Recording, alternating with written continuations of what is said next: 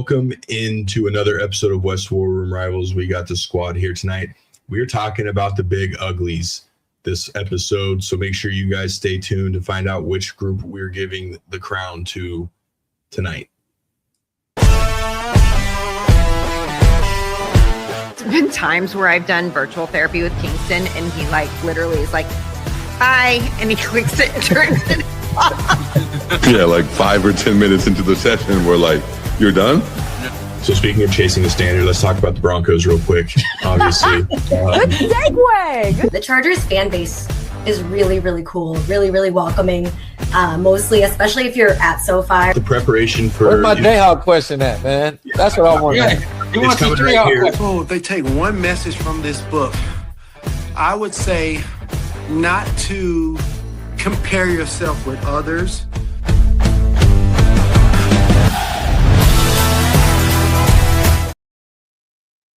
All right, guys, what's going on? Welcome to West War Room Rivals. It's Wednesday night, which means it's a night out with the boys. So we are joined in the JBW Solutions with my comrades, Shovix over there in the opposite corner, Ethan down below representing the Chargers, Chiefs, and the Broncos. Guys, we had on last night Lexi from Kingdom's Queens, which was a great guest. If you guys didn't go back and listen and watch now wherever you're listening or watching. But guys, I got to say, man, Lexi was so cool. I was listening back to it today, and I was still laughing at some of the stuff that was being said on that episode. Yeah, it was a good time. I think it was pretty cool that we saw Ethan get along with a Chiefs fan for a couple seconds there. So, anything's possible with the right people. Yeah, I mean, if you're one of those In-N-Out enthusiasts, I'll always get along with you. I'm fighting the Justin Herbert haters and the In-N-Out haters. It's all at once. And there's usually like the Venn diagram. It's just a giant circle. Yeah. Yeah, it was funny to hear you guys talk KC barbecue, which is not the first time. I mean, I know that there's some guests that we've had on you guys, KC and their barbecue. It's a religion over there. And then just knowing that she lived in Southern California, like In-N-Out is another religion here on the West Coast. So just curious to see if there's a go-to. And yeah, she knows ball. That's for sure. Not only NFL, but she knows In-N-Out ball. So she had her order ready to go, and she wasn't disappointing you guys. I could tell by the facial expressions that you guys had as she was kind of explaining her order that you guys approved. So I was like, well, if they approved, then she must be doing it pretty well. Yeah, there was no hesitation on her end. She said her order, and you guys were both like, yeah. Every time she said a new item, you like, yep. I think on one of them, Cody was like, oh yeah, the chilies. Dude, chopped chilies on animal style over there, dude, is going to change your life. So, well, I got to say, Nacho Fries just said never had In-N-Out. Nacho Fries, your name is literally one of the secret menu items. That's what animal style is. Just with now, I can expose to you guys what animal style is it can be on a burger or on fries. It's melted cheese with grilled onions and spread. And it's not even the good cheese. It's like the Kraft's cheese, the one that you slide out from the plastic that has a hard time melting. So that's truly all it is. Yeah, it's good. Yeah. I mean, I'm still thinking about Kansas City barbecue. So, I mean, we can sit here and talk food all night, boys. Well, speaking of barbecue, we still need to do our guys' night out with Carl Pickens at the Ohio barbecue joint that he was talking about in golfing. So, yeah, we're actually going to need to check in with him and make sure Carl's still doing well. I'd love to get him back on here to preview the Bengals season as well. Yeah, I planned on checking in with him here coming up post training camp, heading into preseason, see if we can get a little Bengals action going on. Yeah, that'll be sick. Also, before we get started, you guys, I do want to do a couple of sponsor shout outs and then we're getting into the episode. But first off, obviously, Matt's not here. He is doing his thing. So, Matt, love you, miss you, buddy. Hopefully you're being safe and, can't wait to hear from you. I think he was pretty busy. So I think we only heard from him a couple times today, but no worries. But some shout outs again, JBW Solutions. We're recording out of the JBW Solutions studios, and then Angie and her team at Emporia State Federal Credit Union. And of course, Troy and his team at Field Ops Kansas for all court marking needs. Reach out to the team. They also do it for the greater Kansas area. So lastly, before we kind of dive into our AFC West thing, because we're doing offensive linemen, I just saw, of course, this offseason for the NFL players is getting more exciting because not only has the Brandon Ayuk thing kind of developed into what it is today, but I just saw on Instagram that Geno Smith had a run-in with the law for speeding, amongst other things that he's kind of dealing with right now. So I think we can just chalk it up that it's not a great offseason for the NFL players at this point. Yeah, it's, you name it, they've probably done it, unfortunately. So I'm sure these owners and GMs and coaches have got to, a couple more weeks. Like, don't F this up. Like, just get to training camp. They might just say, just get your ass there now. Like, yeah, just hang out. Just don't do anything. Don't leave. Don't do nothing. Don't touch nothing. Don't look at nothing. Brandon Ayuk, he's done. He's having his best social media life right now. And I saw that he said he had no intentions of ever giving social media up, that if he did still play in the NFL, he would still be doing his crazy antics on social media. So I don't know, man. I hope he gets some help, because that's kind of where this is going. And you don't want to see this. And it's just a very talented player who is going through it right now. And whether you agree with it or not, what the 49ers doing, what he's doing, I just think the big picture is, I hope he's got his friends reaching out to him. I have to admit, if you're lobbying to play for a team, you shouldn't say anything about the star quarterback's mom. That's not a good look for them, or honestly anyone in the NFL. Like, wait, did I miss something? If you were hanging on by a thread before that, like I think that cut that thread. Yeah, Ethan. So this happened over the weekend where, obviously Brandon Ayuk throughout this whole episode has basically said that he wants to play for the Commanders, has verbally stated, I'm going to play for the Commanders, which, by the way, there's been no deal made. Yeah, I saw Jaden Daniels posted that meme that basically said he's not coming. So I think it was on Saturday. Brandon Ayuk, one of them. Yeah, Brandon Ayuk posted something that said, I'm a grown man. You need to come talk to me and stop hiding behind your mom, or something like that. And basically took a shot at the quarterback and at his mom, that he's speaking on his behalf or whatever. So since whenever he's launched that, he's continued to say something about Jaden Daniels, and obviously they don't follow each other on social, but he continues to talk about Jaden Daniels, and the Niners won't do anything with him because he's not reporting to the facility. And he's saying, well, I'm reporting, but I'm not going to do anything. And so they're stuck in this limbo where Brandon Ayuk is essentially just sitting at home, and the Niners control everything essentially. So it's been wild for sure. Okay. Yeah. I've just missed this. I've just seen all the Ayuk stuff, and I've just been like, if they wanted to make the move, they probably would have made the move by now. So I'm just assuming. What's crazy is if Brandon Ayuk just stayed quiet, professional, he'd have been dealt by now. He'd be on the whatever team he wanted, but he's probably, I think he's going to end up doing like what happened when AB had his guaranteed money, and it's going to get all voided and then essentially released because he's not, reporting to the team, to where he's just going to basically sit out there. And I'm not even believing some of these reporters that are saying that there's teams interested. I don't think anyone's interested in what's going on right now. Well, they will, but he's not getting anything near what he thinks he's going to get. Yeah, nobody's going to take the current contract. If he becomes a free agent, there will be teams that are like, we'll give you like $1 million contract, and you can have like $8 million of incentives. Sure. Like you reach certain goals, but like somebody might bring him in on the friendly just to see. Put that hella incentive in there to stay your ass off social media. Yes. Yeah. Well, and then George Kittle had mentioned something about on Pat McAfee. He said, I don't know what's going on. I haven't seen him since this time. I just know when he was rehabbing, he ran this fast, stopped on a dime, looked fine. That was the last time I saw him. So good luck, and didn't have anything negative to say, but didn't have anything positive to say either. So, well, that's George's professional. Yeah. So it's just been an interesting layer of stuff going on. So, yeah. All right. Let's get into our to the main event of the show, talking about the offensive linemen of the AFC West. I feel like the team that should go first is the one that probably suffered injury the most. And if you're wondering what that is, I think the Chargers should go first in it, talking about their offensive line. So, Ethan, the floor is yours for your team. I'll take the floor here.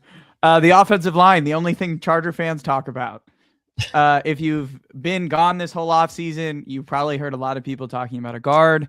I will outline the Chargers, but I want to start off with a fact before we do, because I did not know this was true until Jim Harbaugh said it after minicamp. The Chargers at the end of last season only had 3 offensive linemen under contract, and they only brought back 3. So the Chargers have an entirely new room, basically from top to bottom.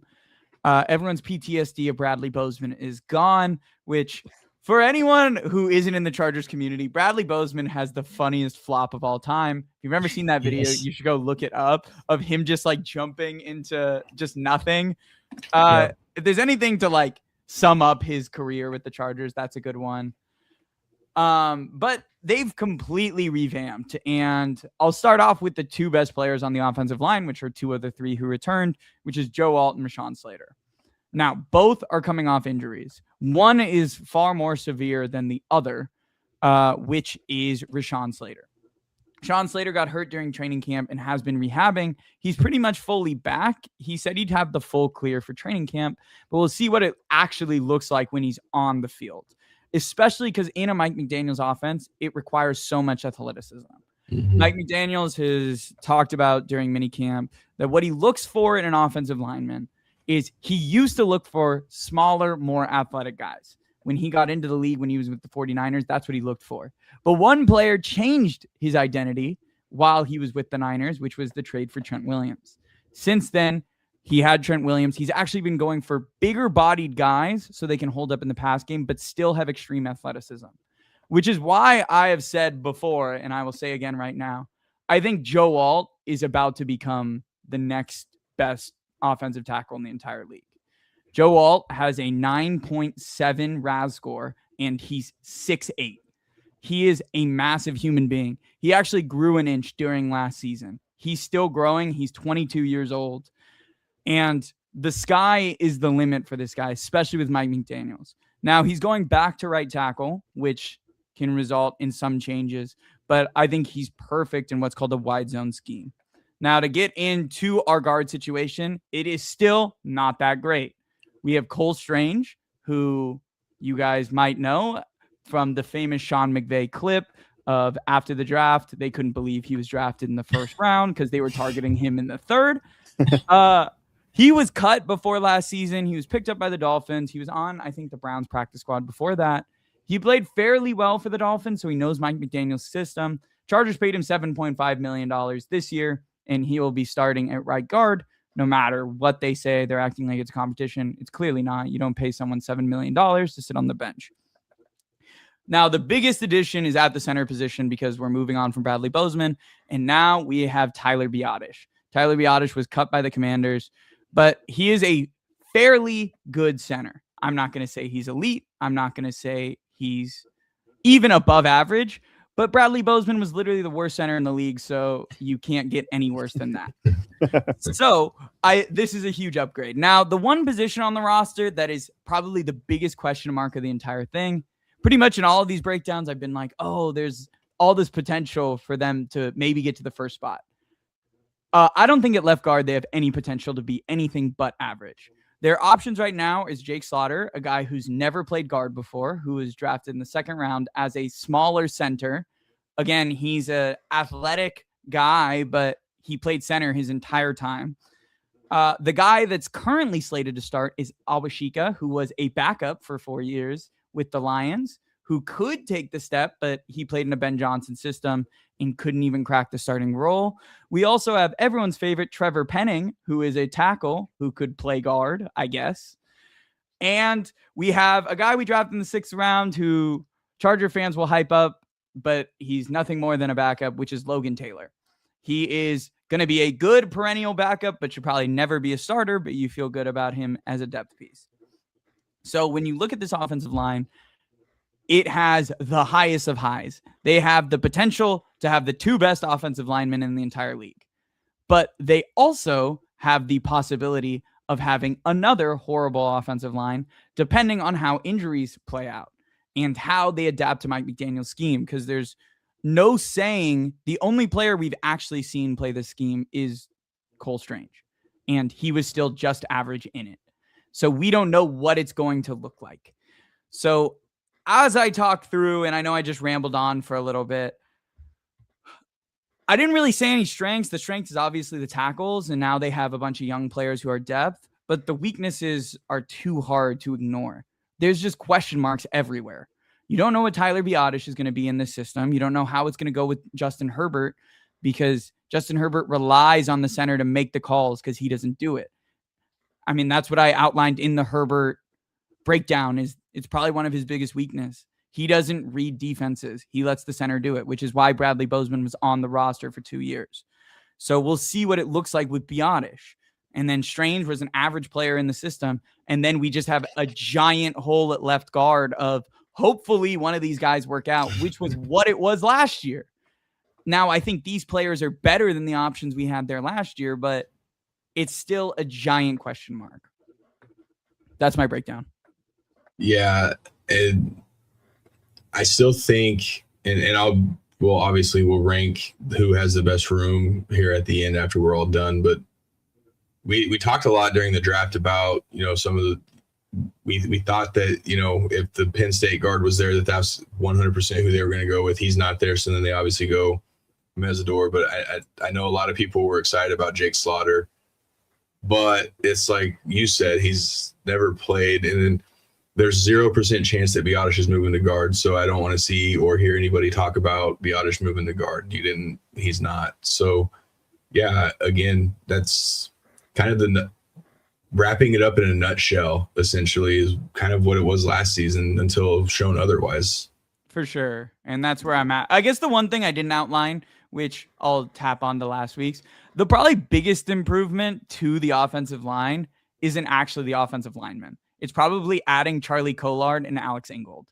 These two players are going to improve the offensive line's stability probably a lot more than the players that are actually on it, because Collard is basically another tackle on the outside, and then Ingold can fill the holes that linebackers are going to be in. So I think if you're talking about like biggest additions, I actually think those are bigger than Biadasz or whoever else they added across the 11 other dudes they signed. And those are two guys that you can move out. So like, let's say the tackles aren't ready week 1, we don't know yet, but those are guys that you can move out to those sides. Patriots, take a listen, and you can actually have those two guys helping out your tackles to help your quarterback out a little bit. And now you're obviously just max protects essentially, which is what you got to do in those situations. And that's why you paid those guys to bring them in just in case. Now, all things considered, if both your tackles are healthy, then you got 2 extra guys that are in there to help still do the dirty work. And they just help with the run game that much more. Exactly. Yeah, I think you got the 3 probably the 3 hardest positions on the offensive line down: tackles and center. I know, yes, Biadasz is a significant upgrade over Bozeman, like that's for sure. But I actually think before the season started, and I was looking at like centers for the Chargers and like the Raiders, I was like, I almost would rather have like a Biadasz at his contract than like some of these other top tier ones that are going to make 4 or 5 times his money, because Biadasz is a top 15 center. Like, yeah, he's not going to move your line one way or the other, but like I think that's incredible value, especially given what the Chargers needed. I would much rather have Biadasz at 3 years, $30 million than Tyler Linderbaum at 3 years, $76. Yeah. And Linderbaum is the better center, but I think for value, like I think Chargers walked away with that one because Biadasz, if I'm not mistaken, he's been very durable. So you have that, and he is an athletic center. So I think you got the 3 stalwarts down of your line, your tackles and your center. Guards can be, who knows, which we've seen a lot with Herbert. A lot of his pressures and times where he's been banged up with like the broken ribs or something, it's pressure up the middle. But at the same time, you have 2 potentially perennial all-pros at tackle. You've upgraded from the worst center in football to an average center. At worst case, you're 3/5 of the way there, and that's an improvement from last year. Honestly, after the injuries, you were 0/5. Let's be honest. I mean, the offensive line was completely horrible. Like that Patriots game, I want to sit there and been like, "Oh, Herbert's such a loser." And after the game, I kind of was that way. But the more you step away, you're just like, he just took a drilling the entire season. I didn't realize this stat at the end of the year. He was sacked 52 times, which is his second most. Do you know he was hit 142 times, which was 27 more than the next quarterback? Yeah, I saw them flash that stat up there during one of his games. I think it was the Patriots game. Yeah, it was the Patriots game. About it. See, and this is the one time I will give Herbert some credit because, like, when the Chiefs played the Bucs in that Super Bowl, the Tom Brady Bucs, that's when Patrick Mahomes was starting with 5 backup offensive linemen and got absolutely destroyed. Like, Mahomes still played really well, but there's only so much you can do with 5 backups. And like the same thing was with Herbert and the Patriots. Like there's only so much you can do when you say hike and you're worried that they're already going to be hitting you. So those guys were backups to the backups to the backups. Yeah. Like those guys weren't even backups. Yeah, the Chargers were down to their 5th and 6th offensive tackle, which is just insane. Yeah, I think my one thing, I think I would have liked to see them address the tackle depth a little bit more. Yeah, it's almost as important as like a backup quarterback. Like even bringing in, and they still could, but bringing in like a couple cheap veterans. I mean, they drafted a guy in the 4th round in Trey Burke, and they also brought back Trey Pipkins, who started for them for years. Like I think they could have done better. But like under the circumstances, I think you're fine with that. I mean, I think at some point you have to trust the guy you made the highest paid tackle in the league to play a full season. And you have to trust the guy you drafted 5th overall in a loaded draft to be on the field. I didn't know they brought Pipkins back. So like, I am okay with that. I'm not saying you go out and get like a Penei Sewell. Like that's not the level. Yeah. No, for sure. Yeah. They brought back Pipkins. Okay. And that's a good veteran piece. He's familiar. Well, maybe not with McDaniels, but with the Chargers. So I like that. I didn't know they brought him back. Well, and also too, we're still 3 to 4 weeks out. There's going to be so many more roster cuts, signs. We're probably going to, a lot of the veteran players that we thought should have been signed to teams right now that are still in free agency, 9 out of 10 times they do this so they can avoid having to go to the mini camps. They'll meet up at the tail end of training camp. They don't need a whole lot to get ready. So if that were the case for Chargers or whoever, it's probably what will happen is veterans will sign later towards the end of training camp. So there's still so much that's going to happen between now and September before the season starts. So I will say one last thing off the back of that, and I know we broke down the Chargers for a long time, is if Slaughter wins the guard spot, the Chargers have no backup center on the roster. So just a heads up. Like, is Bozeman available? I mean, he is. He retired, but like they literally have no backup center if Slater is a guard, which like during preseason is going to be really strange because like, how is it even going to work? Because he's got to play guard at some point. Yeah, if it makes you feel better. Ever since the Chiefs drafted Creed, they've never carried 2 centers. Don't they have Hunter North? They have dudes who can, but they're still listed as like guard. I mean, you have a long snapper that can just hike the ball. So, hey, Chiefs have a legend at long snapper and James Winchester. Respect. All right. Speaking of the Chiefs, give us your breakdown for your offensive line. Another team that suffered a lot of injury last year. Yeah, it's kind of the reverse of everything Ethan just said about the Chargers. Chiefs are pretty strong up the middle. Their 2 best, obviously, Creed Humphrey and Trey Smith. One, the best center in football. The other one of the best guards. Guards are pretty loaded in the NFL right now, so just to be in that conversation's pretty good. I mean, we got Miners in the division. Like, that's just an in-division guard. But and then Kingsley actually, the final third of the season last year really came into his own at left guard, which is, I thought they were going to put him at guard when they drafted him. I'm like, this dude's way too massive to be an NFL tackle. They tried him there a little bit, just out of necessity. Didn't work. Moved him to left guard after they traded Joe Thuney. And it worked out okay. So Chiefs up the middle, I like what they're working with. That is usually how you'd want to build your offensive line if you have a stationary quarterback, which Patrick isn't. So it is kind of like reverse building of what you would think. But some Chiefs fans are already claiming Josh Simmons to be like one of the next best tackles in football. I'm not there. You guys know I need to see you actually play and see you play for an extended period of time. Is the potential there? It's there. You know, he's He played against a couple really good pass rushers before his hiatus last year. Did well, but I need to see more before I say I'm fully comfortable with you at left tackle. And right tackle right now, probably Jalen Moore. Didn't really get to see him there at right tackle because we had the penalty merchant, Jawan Taylor, there. Not sure how it's going to look at right tackle. I do think there's actual competition for that spot with the Chiefs, with him, Benson, and Esapole, who's one of my favorites, which is going to lead me into what I think the Chiefs' strength is. And I actually think they did really well at building the depth. I know you want our starting five should be okay given what we are up the middle. If Josh Simmons stays healthy, whoever we pick at right tackle. But then you're going to have the two tackles who don't win the right tackle job as backups, who you're okay with it being backups. And then we still have like Caliendo and Norzad and everything for interior, which is good depth there. So I like the Chiefs' depth this year. I feel like they're better set at tackle depth. And I know, Ethan, I'm with you. You want to just trust the guys you've either paid or used high draft capital on. But at the same time, that hasn't worked for the Chiefs. I mean, all 5 Super Bowls for Patrick Mahomes. He's had 5 different starting left tackles. It hasn't worked that way. So that's why I kind of think depth is a little important. I think they did okay setting up the depth. And the weakness is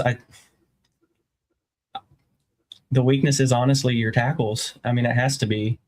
You don't know Jalen Moore at right tackle because even with the Niners, he backed up Trent Williams and only played left tackle to fill in. Mm-hmm. And kind of the same with the Chiefs. Once Josh Simmons went on his little leave, he filled in at left tackle. So I think he would be okay at right tackle. But that's got to be the Chiefs' weakness, which when you're talking offensive lines in the league today, your quarterback coming off a serious leg injury, it's not the greatest thing to say your tackles are your weakness.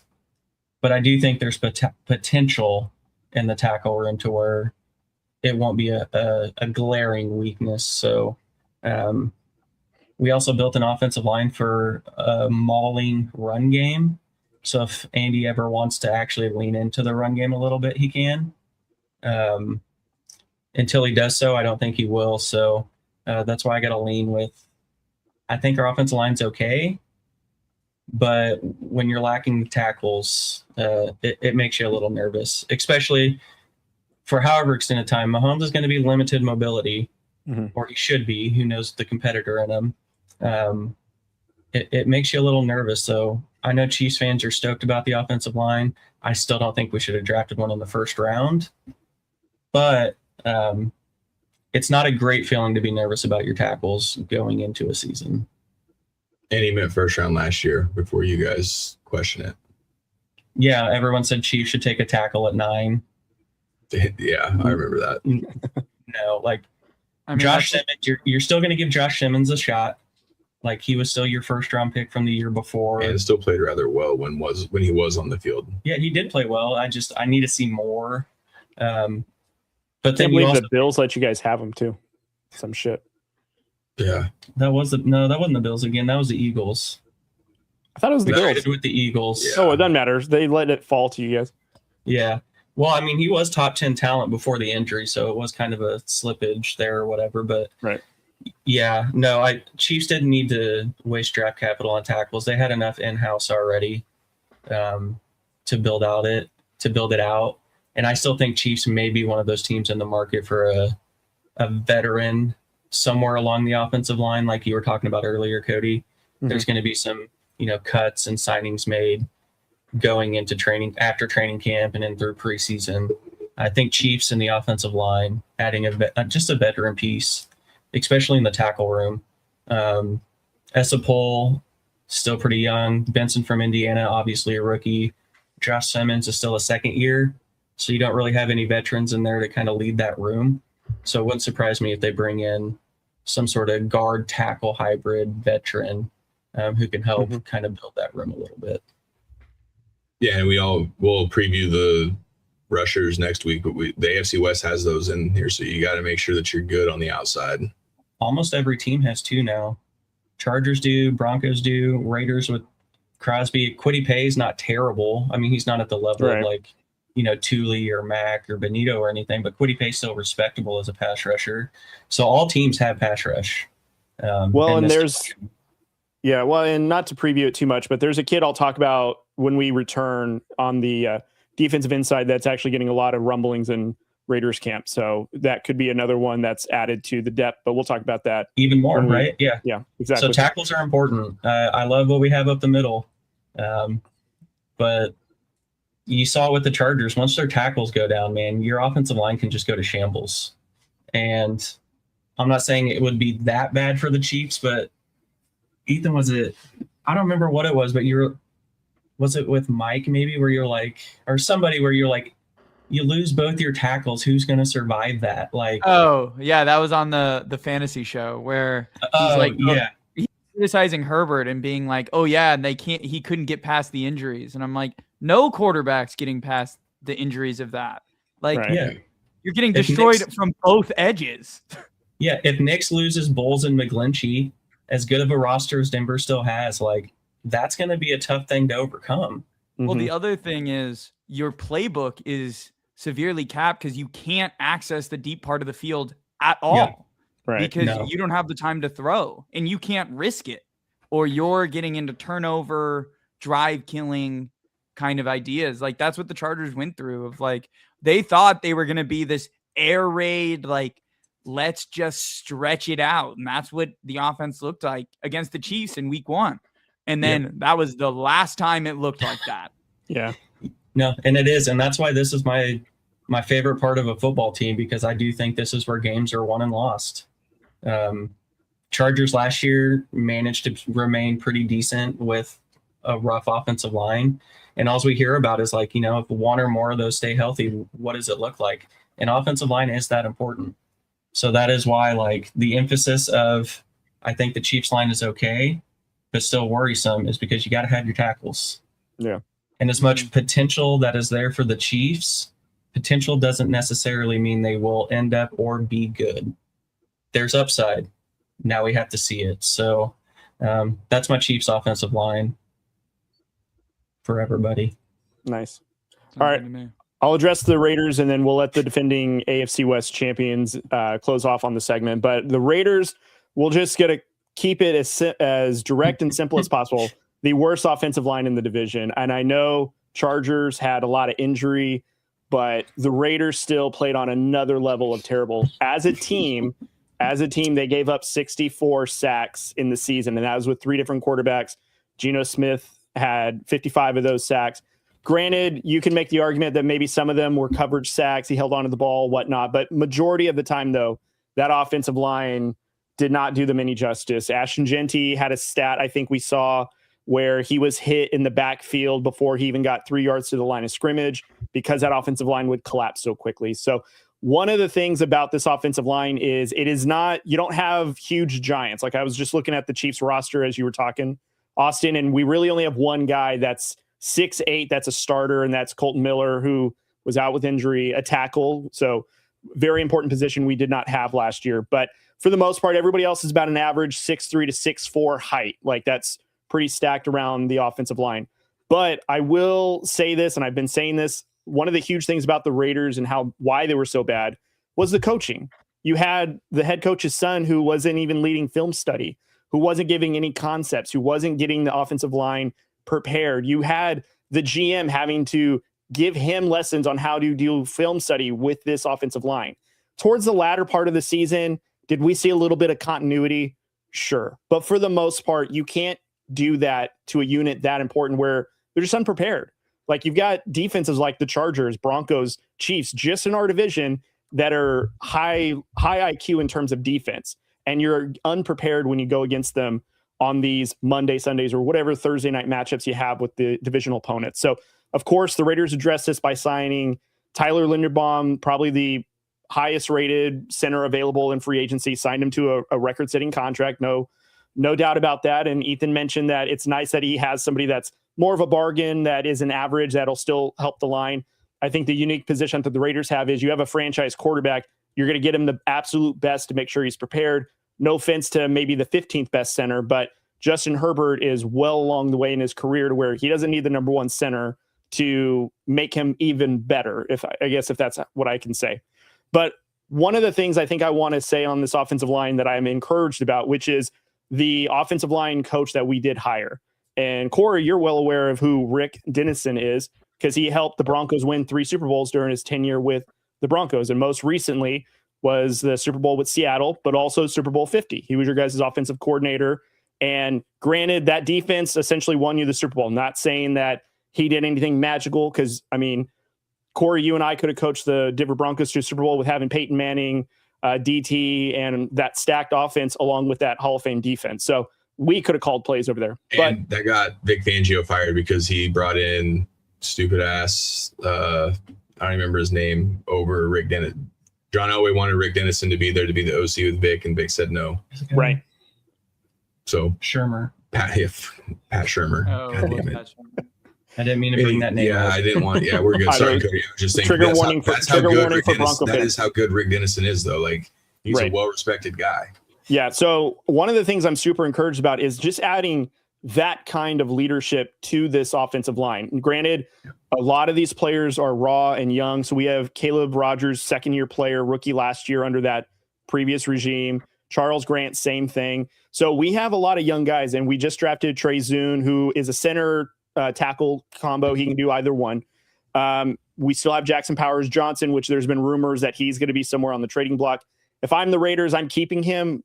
Guards or centers, kind of like what Austin is saying, are pretty much hot commodities. So you kind of want to hold on to depth as much as possible.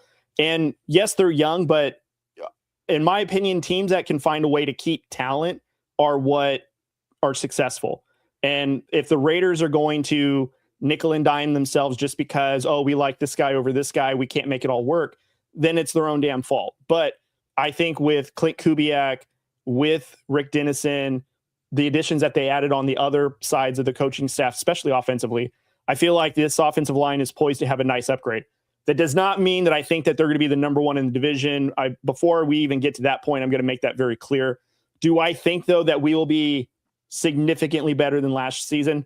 1,000%. Now, does that mean we go from the 32nd worst team to the 30th? Maybe, but that's still heading in the right direction compared to what we looked like. But we need to see what training camp looks like. We need to see how all these young players take in all this new offense, this new scheme, the new blocking setup. So it is going to be a lot of information for them to obtain. But I think one of the things I'm encouraged with is the coaching staff that this team is now given, with the amount of football that everyone has, with the amount of winning everyone has gone through, that this culture now to change them from being losers to winners starts with the coaches putting in that stigma now, putting in that culture now.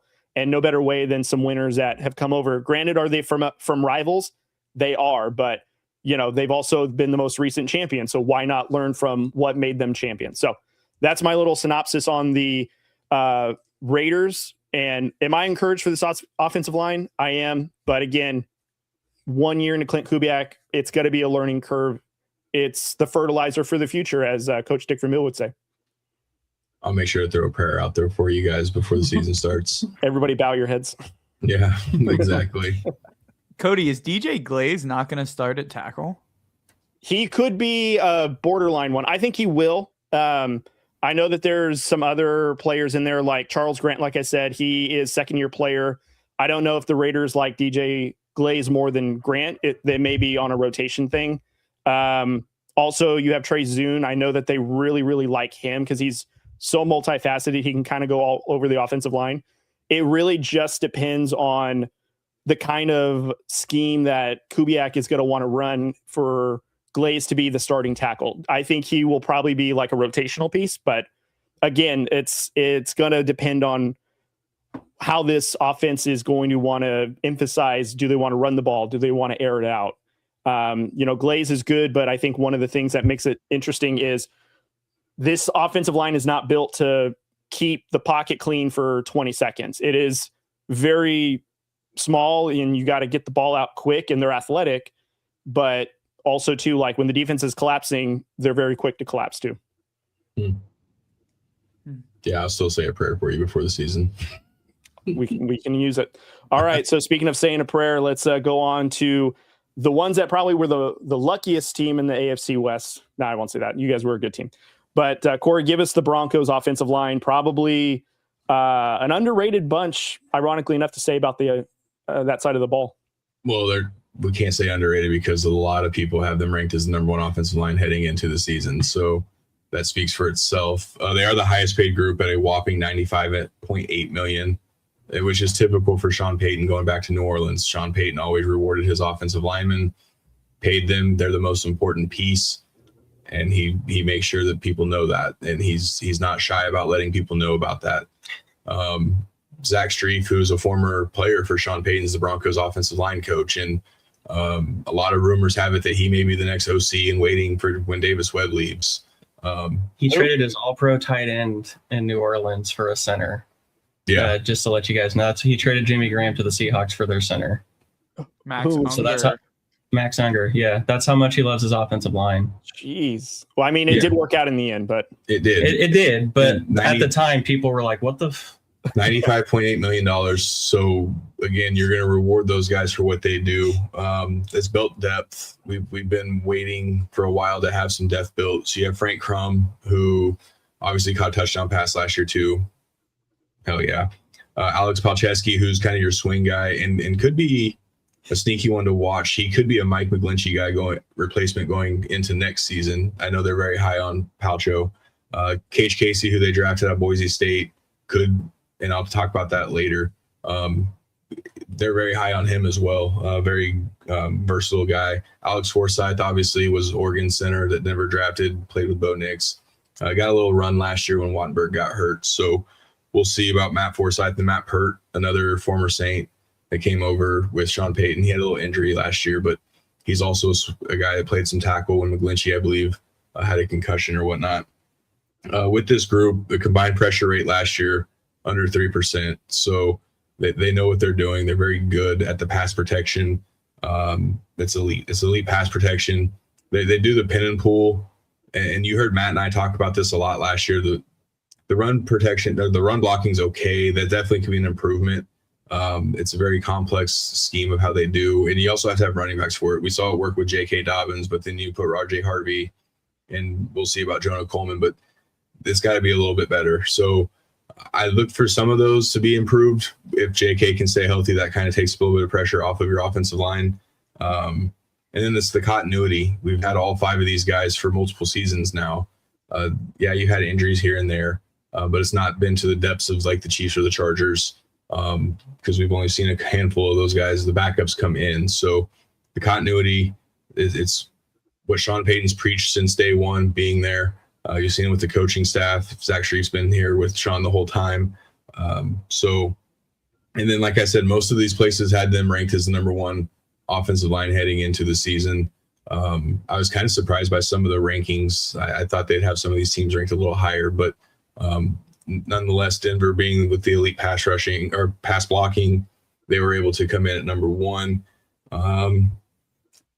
Here's a couple of nuggets, and I don't know how much to look into this. This is just kind of when you scour some of the other Bronco pages that I love following because these guys actually have a little bit more in depth. Looking for Ben Powers to possibly be a trade candidate or cut candidate. He's going into the season with $13 million. I don't remember what the savings would be on that. But again, like I said, they like Cage Casey. They really like Palczewski too, who got a little bit of run at guard last season as well. So Ben Powers is kind of there. I would actually kind of like to see all 5 stay. I know that you have to make business decisions at times, and Ben Powers has kind of been a little hit or miss at times. He's looked really, really good. And then there's other times you're just kind of like, oh, wow, we spent that much money on a guy. Mm-hmm. So Ben Powers, and then I'm looking at Alex Forsythe possibly getting that starting center spot. I know you just paid Wattenberg last season, but I know that Forsythe and the Knicks connection kind of worked. And then when Forsythe was getting a little bit of run last season, it looked really well. So those are the 2 kind of positions that I'm looking for as we head into training camp as far as what they're doing. Yeah, so the dead cap of 9, save 9. So it's not terrible. I mean, we have cap to play with. That's the nice thing. So thank God Russell Wilson's contract's no longer a part of the Broncos. So you have some money to go with. That's right. Again, I love this offensive line. There's so friend of the show, Garrett Bowles, anchoring it over there on the left side.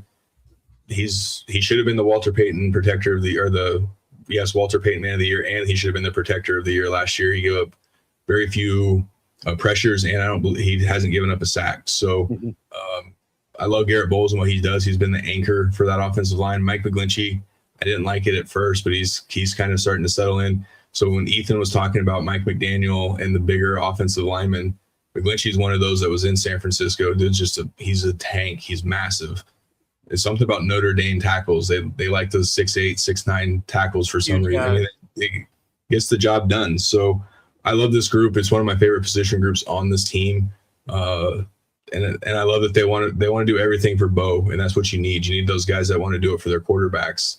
And they don't get enough credit, right? Like no one's talking about the offensive line. We do on our show just because we respect what the big uglies are doing up front. But as far as, the weaknesses, yeah, I mean, they're getting old, right? Like we're not going to sit here and act like they're young anymore.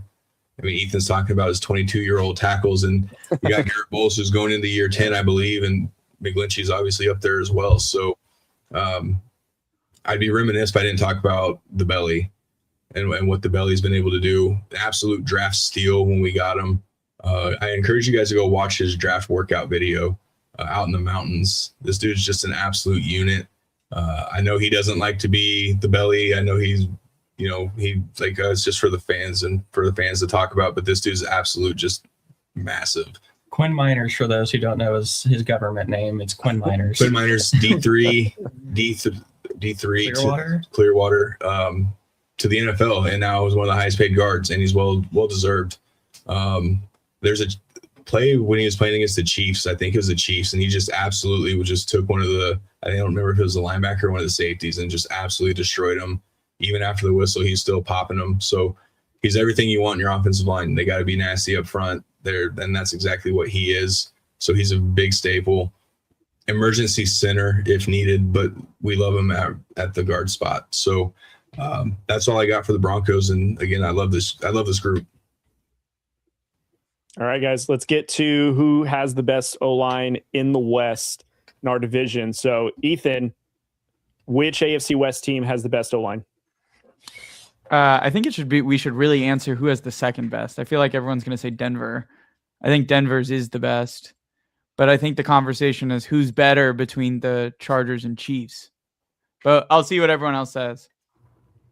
Yeah, even in my notes here, I said I had the Chiefs and Chargers very close behind. It's a toss-up for me.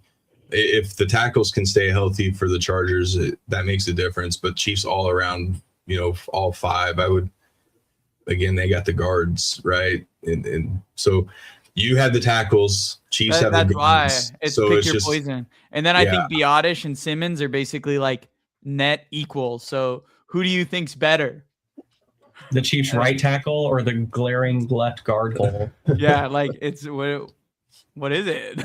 Me personally, I do have Denver first. I'm a guy, if you couldn't tell when I was talking, I'm a tackles guy. So I think I'd have Chargers second with like the Chiefs like literally laying on top of them like that close. Because I do think there's potential with Simmons and Chiefs right tackle. But for me right now, healthy Chargers tackles, there's no way I wouldn't take that. Like just tackles, I'm going to take Chargers healthy tackles over Denver. I didn't even put numbers in my notes. I literally just said the Chiefs and Chargers were close behind. So again, that's how I also agree with you guys. It's a toss-up, seriously. But we made it pretty simple. The tackles are the most important piece here. We've seen it. We've seen the Chargers without both tackles last season. I can tell you very confidently that if Garrett Bowles and Mike McGlinchey both were out, I love the backups. I don't love them that much. Not to play 100% of the snaps for multiple weeks. Yeah. I'm going to say Chargers second, just based on the tackles, if they're healthy. Cody? That's tough because I think, I don't know. I think it's so close with the Chiefs and the Chargers. I want to say Chiefs, but honestly, and again, I've said this last season, if the Chargers just had one of those tackles still healthy on that offensive line, the team plays so much differently.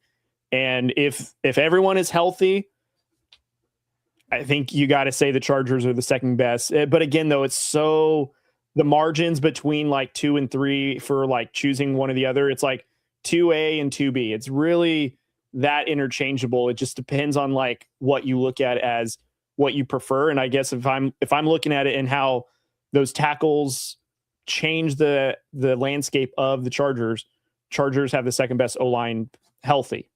I really thought that the Chargers should have went out and got Kevin Zeitler and Joel Bitonio before. I think he retired, but yeah, I thought they should. Well, they were never going to get Zeitler. Zeitler said he never wants to play on the West Coast. So he straight up said like he won't play for a West Coast team. Because I can remember those conversations. I'm like, okay, they didn't get the guy who they wanted in the draft. Like, you got to call Kevin Zeitler up right now. I didn't know that one. Let me ask you a quick question, Ethan. I don't know. Is it Joe Horwitz? Joe Ortiz. Joe Ortiz, yeah. I like how you said his name better, though. Yeah, whatever.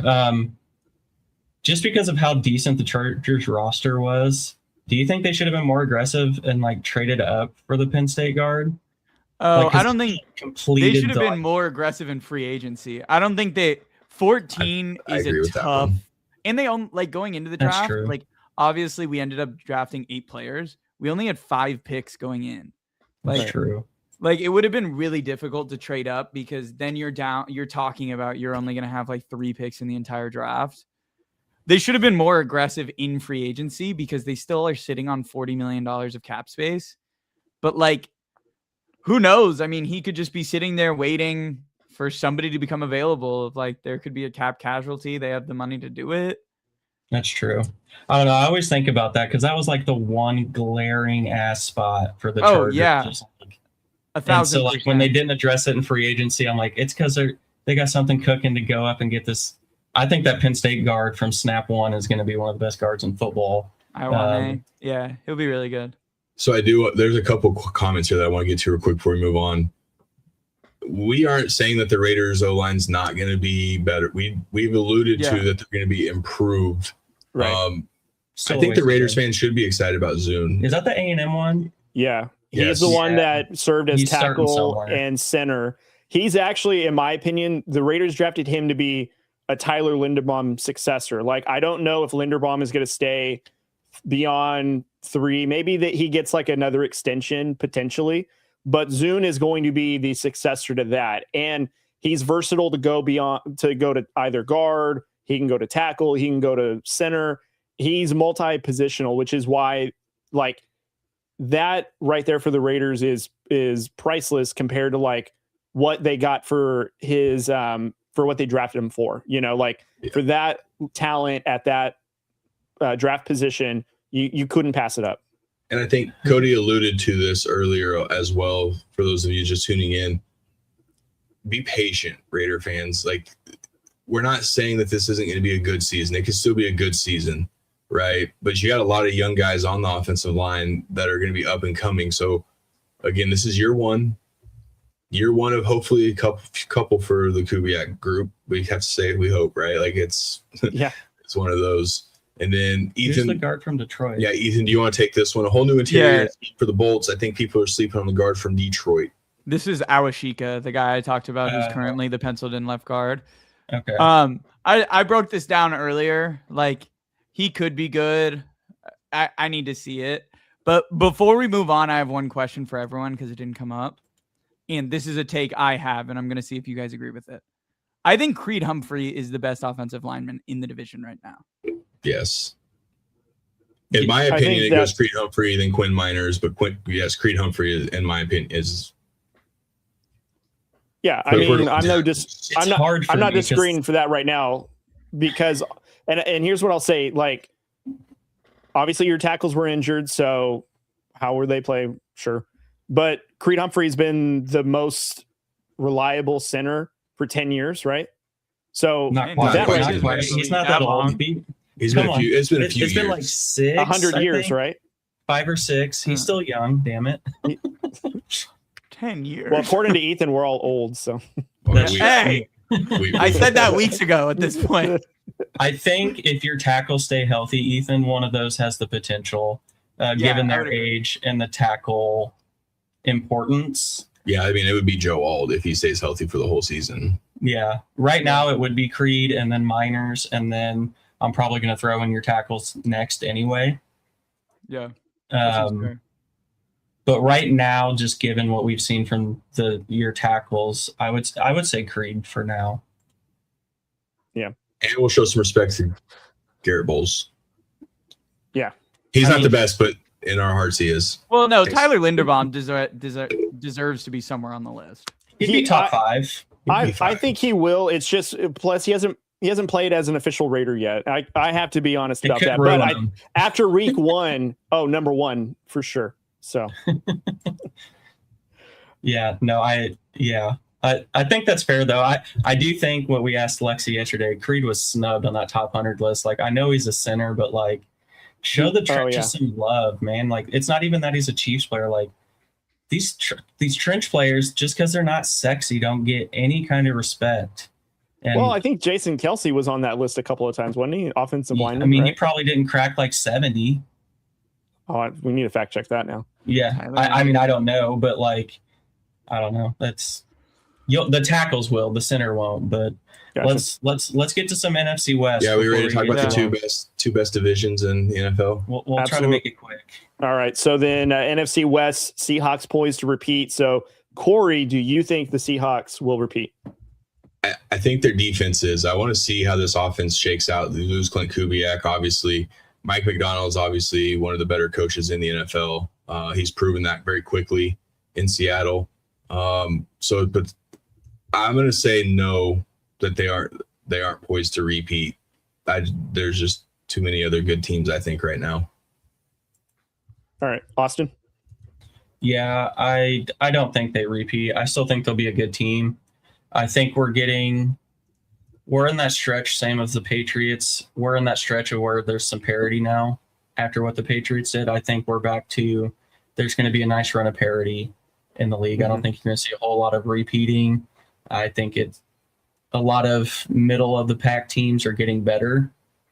They're still going to be a very good team, but I don't think they repeat. It's just a hard thing to do, especially when you're in a division with the Rams and conference with the Rams. Like, that in general is just going to make it tough. And 49ers. And 49ers. Yeah, exactly. Yeah. They somehow figure it out, so you're right. Yeah. Yeah. I think Seahawks probably won't repeat. A lot of the same facts. One, like, it's very hard to repeat, but also new offensive coordinator. They lost their starting running back. I think they're going to come down to earth a little bit. Their defense, though, is absolutely going to still be as dominant as it was last year. But I think the NFC West, though, is so good that, I mean, I think last season the Seahawks won by technically a half a game because they had the tiebreaker on the Rams. And if I'm not mistaken, they had the same record heading into the playoffs. So that division itself is super competitive. The Rams also got better. So I just think the Seahawks, I don't think that they're going to repeat again. Ethan, what's your thoughts? I was going to say, people also forget that the only reason the Seahawks won the division was because of that dumb, like, two-point conversion. Like, fumble thing. Fumble to, yeah. Whatever that was. Is the question if they're going to repeat winning the division or that they're going to repeat going to the Super Bowl? I'm assuming repeating. Yeah, sorry, it's Super Bowl. Okay, Super Bowl. No, I do not think they'll repeat. Do I think they could win the division again? Yes. I think they are a capable team. Again, I think it'll be a shootout between the teams. I think as soon as it gets to the playoffs, like, at some point the Sam Darnold thing is going to catch up to them, especially with the powerhouse that now is the Rams and the healthy 49ers. Like, for now, I mean, for now, but like they had everyone gone and they still won, I think, 11 games. That's why he should have been coach of the year. Yep. Yeah. Like, they got through so much. And then there's a lot of NFC teams got better this offseason. Yep. The NFC North is going to be a gauntlet as well. Detroit's going to be back. I don't know. It would be hard for Seattle to repeat a Super Bowl run, but I can see them winning the division again. All right. Yeah. Let's go on to the other NFC West team, which is the LA Rams, pardon me. The Rams did acquire Myles Garrett in a crazy trade that went down in the offseason. So, Ethan, your in-city rivals, what do you think is going to keep them from winning a Super Bowl? Health. I think it comes down to that. Like they have honestly, like they're the opposite of the Chargers, where they have so many stars all over their players, and pretty much every position group. Everywhere you look, they have a star player, but that also means they lack depth. And they have good players at a lot of places, but key injuries can really. I mean, Puka Nacua has to keep playing at like a top 5 level for this offense to be so efficient. And so I guess if there was somewhere I would put of like who's the X factor of the season, I think it has to be Puka, because he's been playing at a top 5 level. And I don't know if that's sustainable, but who knows? I mean, he's proved everyone wrong so far, but he would be my X factor for their entire season. And he didn't have a hot start to the offseason. Well, I was going to say right behind Stafford, because if Ty Simpson's getting snaps, I'm not sure how I feel. But yeah, you were spot on. Their depth. I mean, we all know the Rams motto, F them picks, which is where depth comes from. So they are loaded with stars. We can't forget they traded picks for McDuffie as well. So they are loaded. But I'm with Ethan. Health is what would keep it out, because 1 or 2 key injuries, specifically if we're talking Stafford or Nacua, we're looking at not such good season for the Rams if either of those dudes miss extended time. I mean, even a Trent McDuffie injury would be really difficult to overcome. That secondary is rail thin right now. Yeah, they just had the 2 Chiefs corners, and I don't know what they're working with behind that. Yeah, it's Matt Stafford for me. I hope he keeps playing. He's fun to watch, and when these guys are on, and we've seen it, they're on. Puka Nacua, don't forget about Kyron Williams, all those guys, the running backs. Even Blake Corum got some really good run with him last year. Their tight ends wouldn't be the big sexy names, but we obviously know Sean McVay loves to use those. So I think it's a Stafford effect, right? Like if Stafford were to go down, I think this would be bad news for the Rams. But so really in big picture is what would stop the Rams from winning this? It would be the Rams. Yeah. Right. Yeah, like, I mean, I'm not sure again how the other teams would stack up, but holy shit. It's like building a team on Madden. It is. Yeah. You just get a whole bunch of stars. Injuries are off. You got all your stars. That's how the Rams have done this. Well, last season, the Rams, they were contending for the division, but Devontae Adams was out for 3 games and their offense looked completely mute. So like what Corey was saying, their depth is kind of the question. And Ethan took exactly what I was going to say. Injuries are what would prevent them. And again, like this offense, Puka's like the youngest one on the offense, but outside of Puka, you have Devontae on the opposite side.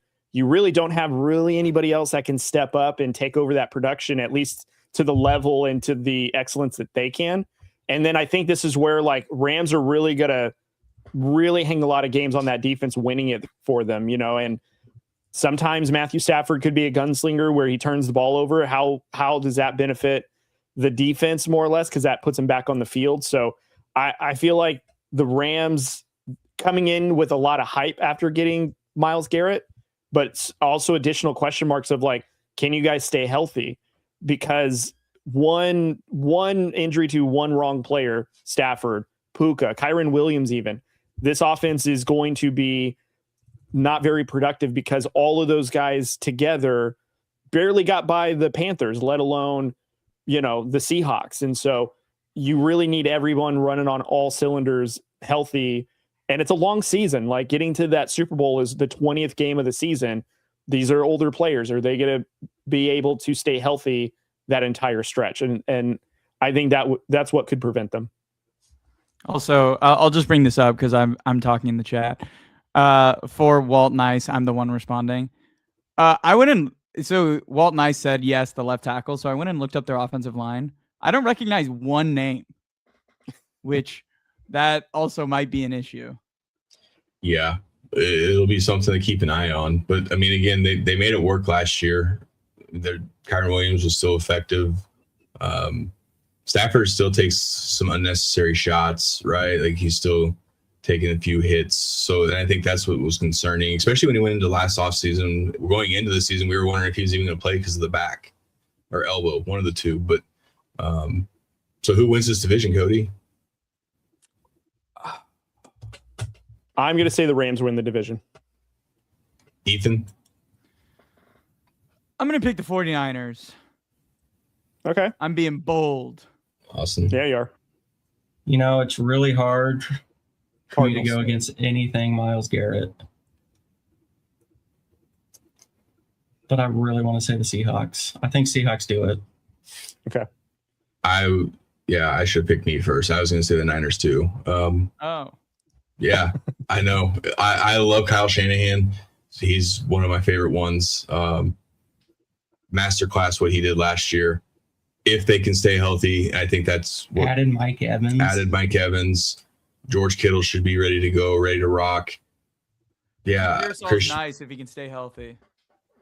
Yeah, he is. Pearsall, just Christian McCaffrey. Yeah, and my boy Dom Pooney from KU on the offensive line. I believe they also picked up Stephen Cruz, Enrique Cruz. Stephen Cruz. Yeah, I think that's the Royals pitcher. Yeah, Ethan and I are going Niners. Okay, I love it. They got Fred Warner. It's always possible with him. Exactly. Death, taxes, and the Niners are injured again, or the three certainties of life. So yeah, I know. So let's dive into the last segment here with AFC West. Walt, always nice to meet you. Appreciate Rams it, house, buddy. Yeah, I hope don't hate us for not picking the Rams. So. I'm gonna go for Rams every game except when they play the Chiefs. Well, I said all of it, except Cody. So Walt, we appreciate it. Guys, let's talk about AFC West real quick. We'll do a more in-depth, episode with the AFC West when we get closer into training camp. So quick answers. Cody, what was your favorite move of the offseason for the Raiders? It was hiring Clint Kubiak. I think that was the right hire that they needed to do, and that's exactly what they got. And now it gives some life into this franchise. Yeah, I agree with that one. Austin? Can I just say coaching staff in general? I know that will count multiple moves, but I like. Well, that's what I would have done for mine too. Yeah, I like bringing back Bieniemy and then getting an actual receivers coach. We spent a lot of draft capital on receivers and have seen no progress made. So now you're bringing in an actual receivers coach. So I think those two alone, those are my favorite moves for the Chiefs. Ethan? Well, now you guys all stole my thunder. I'll say something different than Mike McDaniels, but that would be the answer. But yeah. I'm going to say, just for fun and for vibes, I think the best move is I love Hakeem Mesidor, and I think Mesidor is going to be really good as a third edge rusher. So I will be different, and I will say a player. Yeah, it would be easy for me to sit here and say Jalen Waddle. I also like the retaining Davis Webb because, he was well on his way out. I do love that Sean Payton gave up play calling. I'm excited to see Davis Webb. I want to see some fresh ideas. I want to see some modernization of this offense, and I think it's going to help Bo Nix get to that next level, that next step. So I'll stay on the trend. I like that Sean Payton gave up play calling duty over to Davis Webb, and I'm ready to see what Davis Webb can do. And then next one is, which team has the most pressure on them heading into this season? Ethan? It's the Chargers. I don't really think there's. Herbert has to win. I hate to say it so upfront. He has to win. Yeah, I was going to say. Were you going to say the Chargers as well, Cody? Yeah, I was going to say Chargers, and simply because they're doing everything they can to put Herbert in a winning position, and if it doesn't happen now, the sounds are going to be even louder for is this the guy? We had a video that went pretty big last year about, is Herbert even going to win a Super Bowl with the Chargers, or does he have to go elsewhere? And those questions get amplified even more if the Chargers don't win. Yeah, I agree with that one. Also, I was kind of wondering, I don't know, Ethan, and maybe you can kind of put your 2 cents in on this as well. Would Harbaugh be nice, dude? Jesus. Is hard. So let's say you guys, and it's another first round exit this year. Is it Herbert or is it Harbaugh? Who's going to hear it the most? Okay, so this has been a conversation my dad and I have a lot, especially because of the Mike McDaniels hiring.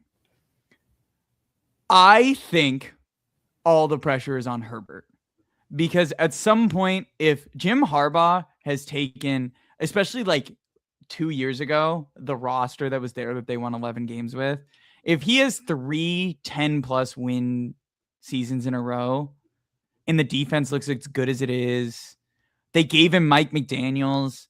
It's hard not to blame Herbert anymore. Like, because Harbaugh did his part. Harbaugh doesn't play on the field. Like, at some point, like, you can't keep hiding behind there's all these excuses. And I love Justin Herbert. I think he's a very talented player. And I think there's been circumstances. But this year, I'll say it plain. He has no excuse. He has a top 5 offensive coordinator. He has a top 10 head coach.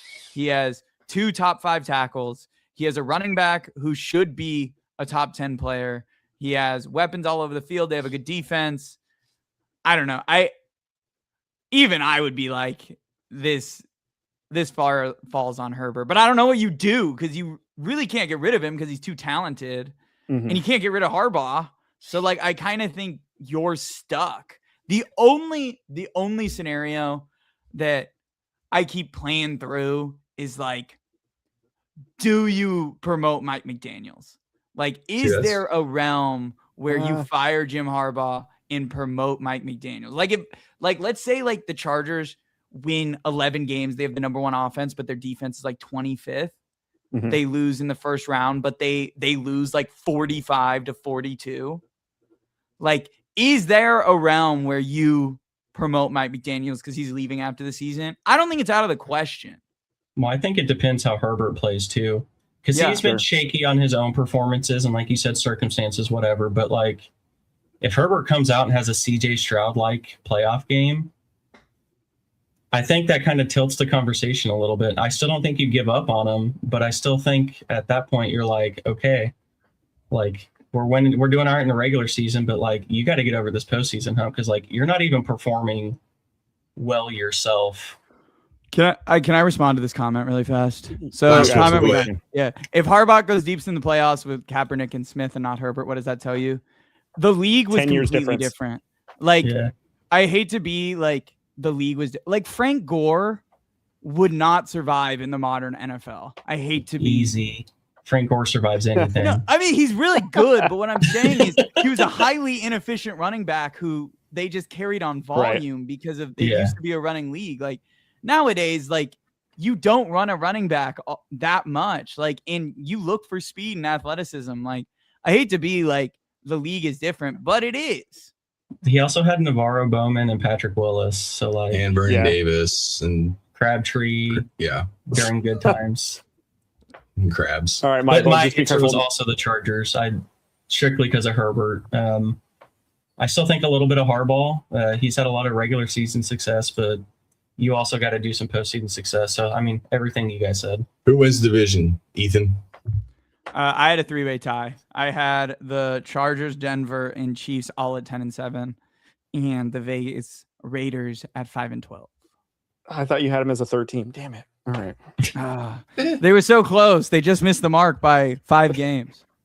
Awesome. That's progress. I had a 2-way tie with Broncos and Chiefs, with Chargers having 1 game back. So Broncos, Chiefs 11, Chargers 10, and I had Raiders with 4 wins.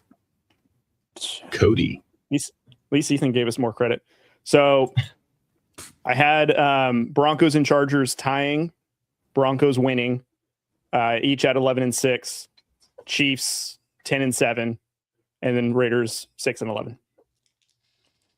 Yeah, my unofficial one, I want to see the rest of preseason as well, but I did have the Broncos and Chargers 11, Chiefs with 9, and then I actually gave the Raiders 5. So I'm freaking stoked for this division this year. So you guys remember the NFC South we talked about being fun football to watch?